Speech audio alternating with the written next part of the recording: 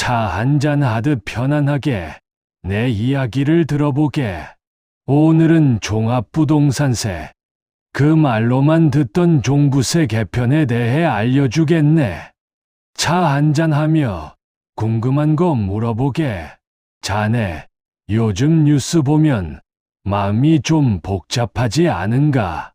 종부세가 바뀐다더라. 세금이 더 오른다더라. 그런 말들이 여기저기서 들려오지. 집 한 채 겨우 마련해서 발 뻗고 자던 사람도 이젠 뉴스만 보면 가슴이 철렁 내려앉는다네. 자네도 그런가? 그런데 말일세, 그 불안, 절반은 잘못 알고 있어서 생기는 걸세. 이번 개편, 누구는 세금이 늘고 누구는 오히려 줄어든다네. 문제는 그 경계선이 어디인지 아무도 속 시원히 알려주질 않는다는 게지. 오늘 할배가 그 경계선을 정확히 그어주겠네. 어디까지가 안심이고 어디부터가 위험 구간인지. 그리고 그 구간에 서 있는 자네가 지금 당장 무엇을 준비해야 하는지도 알려드리겠네. 끝까지 들어보게. 자네 지갑이 걸린 일일세. 먼저, 지금 우리가 서 있는 자리부터 짚고 가세. 현재 종부세는 1세대 1주택자면 공시가격 12억 원까지는 세금이 없네. 12억을 넘는 순간부터 과세가 시작되는 구조일세. 다주택자는 좀 더 박하네. 인별로 9억 원이 기준일세. 그리고 주택 수가 3채를 넘어가면 세율 자체가 확 뛰어오르는 중과 구간이 있었지. 이게 지금까지의 룰이었네. 몇 채를 가졌느냐. 그게 세금을 가르는 절대 기준이었단 말일세. 그런데 이 룰이 이제 바뀌려 하고 있네. 왜 하필 지금인가? 지난 7월 23일 대통령이 부동산 정책 국민대 토론회에서 직접 이렇게 말했네. 보유세를 강화해야 한다는 데는 대체로 동의한다. 다만 어느 범위에서 어느 정도로 할지가 관건이라고 말일세. 이 한마디로 판이 크게 흔들리기 시작했네. 이후 국토교통부, 금융위원회, 재정경제부가 연이어 토론회를 열었고 전문가들이 모여 개편 방향을 다듬었네. 그리고 정부와 여당이 지난 7월 30일 국회에서 비공개 협의를 가졌지. 결론은 8월 초 정부가 세제 개편안을 공식 발표한다는 걸세. 지금 우리가 보고 있는 건 확정된 법이 아니라 그 발표를 앞둔 밑그림이란 말일세. 하지만 밑그림이라 해서 가볍게 볼 일이 아닐세. 여러 경제지 취재를 종합해보면 이미 상당히 구체적인 숫자들이 흘러나오고 있네. 지금부터 그 숫자들을 할배가 하나씩 풀어드리겠네. 첫째, 실거주 1주택자의 기본공제가 올라가네. 지금 12억 원인 기본공제를 14억 원 수준으로 올리는 방안이 유력하게 검토되고 있다고 하네. 집값이 오른 만큼 M1 실수요자까지 종부세 대상이 되어버리는 걸 막자는 취지일세.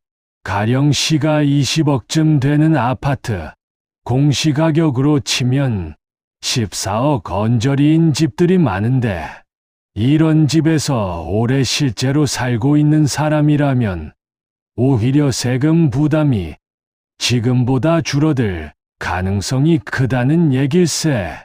둘째, 여기서부터가 핵심일세. 비거주 1주택자는 얘기가 완전히 달라지네. 정부가 검토하는 안을 보면 실제 거주하지 않는 1주택자는 기본공제를 12억이 아니라 다주택자와 똑같은 9억으로 낮추는 방안을 추진하고 있다는 걸세. 전세를 주고 다른 데서 사는 집, 세컨드 하우스처럼 가끔 쓰는 집, 이런 집들이 여기에 해당되네. 대체 초고가의 비거주까지 겹치면 아예 다주택자 취급을 받을 수 있네. 공시가격 30억 원을 넘는 집을 실거주 없이 보유하고 있다면 3주택 이상 다주택자와 같은 중과세율을 적용받는 방안이 유력하게 거론되고 있네. 집 한 채밖에 없어도 비싸고 안 살면 여러 채 가진 사람 취급을 받는다는 뜻일세.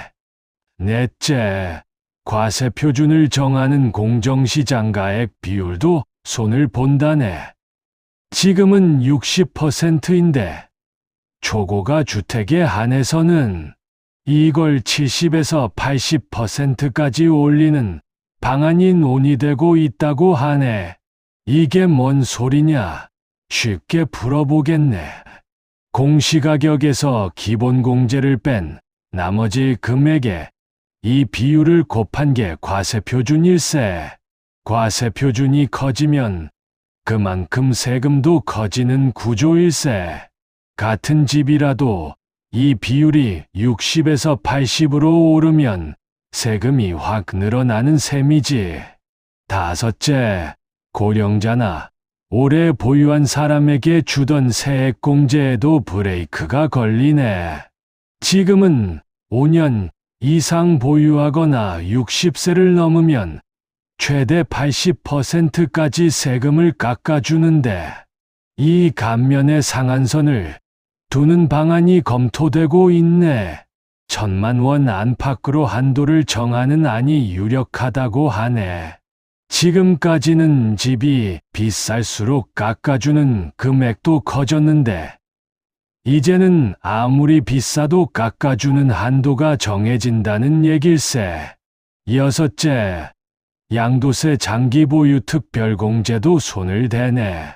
지금은 3년 이상 보유하면 최대 40%, 2년 이상 실제 거주하면 추가로 최대 40%, 합쳐서 최대 80%까지 양도 차익을 깎아주네. 그런데 이 중에서 그냥 오래 갖고만 있어도 주던 보유 공제 부분을 없애거나 줄이고 대신 실제로 산 기간에 혜택을 몰아주는 쪽으로 방향을 틀고 있다네. 한마디로 정리하면 이거일세. 살고 있으면 봐주고 안 살고 비싸게만 들고 있으면 세게 때린다. 이게 이번 개편의 진짜 얼굴일세. 자, 여기서 왜 이런 방향으로 가는지 할배가 이유를 짚어드리겠네. 토론회에서 나온 얘기 중에 이런 지적이 있었네. 이 시가 30억짜리 집 한 채 가진 사람보다 10억짜리 집 세 채 가진 사람이 세금을 더 많이 낸다는 걸세. 30억 한 채는 12억 공제받고 고령에 오래 살았으면 최대 80%까지 깎여서 실제 내는 세금이 200만 원이 채 안 되는 경우도 있다네. 반면 10억짜리 세 채는 공제가 9억뿐이고 깎아주는 것도 없고 세율도 중과되니까 실제 내는 세금이 1,000만 원을 훌쩍 넘긴다는 걸세. 똑같이 30억 자산인데 세금은 6배 넘게 차이가 난다는 얘기일세.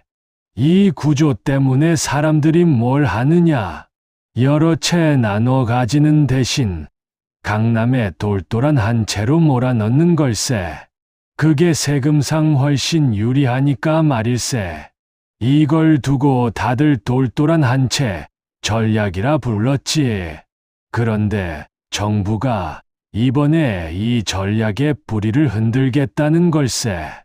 주택 수가 아니라 얼마짜리를 갖고 있고 거기 실제로 사느냐를 기준으로 삼겠다는 거지. 이 축이 바뀌면 시장의 셈법도 달라질 수밖에 없네. 자, 여기까지가 팩트일세. 이제부터는 할배의 해석과 자네가 오늘부터 챙겨야 할 전략을 말씀드리겠네. 먼저 명심할 게 하나 있네. 지금 이 순간까지는 아무것도 바뀐 게 없다는 걸세. 종부세는 매년 6월 1일 기준으로 보유자를 정해서 과세하네. 2026년 종부세는 이미 6월 1일에 확정된 채로 굳어졌네. 지금 아무리 논의가 뜨거워도 올해 낼 세금은 달라지지 않는다는 말일세. 실제로 영향을 받는 건 개편안이 시행된 이후, 그러니까 2027년 종부세부터일세. 그러니 지금 당장 겁먹고 급하게 팔거나 명의를 옮기거나 할 필요는 없네. 다만 확정되기 전에 미리 내 자리를 점검해 두는 건 다른 얘기일세. 지금부터 자네가 어느 구간에 있는지 할배가 나눠서 짚어드리겠네. 첫 번째, 실거주하는 1주택자, 그것도 공시가격 14억 아래인 자네. 이 자리에 있다면 그게 걱정할 것 없네. 오히려 기본공제가 올라가면 지금 내던 세금보다 줄어들거나 아예 비과세로 넘어갈 수도 있는 자리일세. 이런 분들은 조급해서 움직일 이유가 없네. 오히려 정부가 지켜주겠다는 자리에 서 있는 셈이니 차분히 지켜보며 본인 생활에 집중하면 되네. 두 번째, 실거주하는 1주택인데 공시가격이 30억을 넘는 초고가 구간. 이 자리는 세율은 크게 안 바뀔 수 있어도 공제 혜택이 줄어드는 자리일세. 세액공제의 한도가 생기고 공정시장 가액 비율도 오를 가능성이 있으니 실제 내는 세금은 지금보다 늘어날 걸로 봐야 하네. 이런 분들은 미리 몇 가지를 준비해야 하네. 첫째, 매년 오르는 보유세 부담을 감당할 현금 흐름을 미리 계산해 두는 걸세.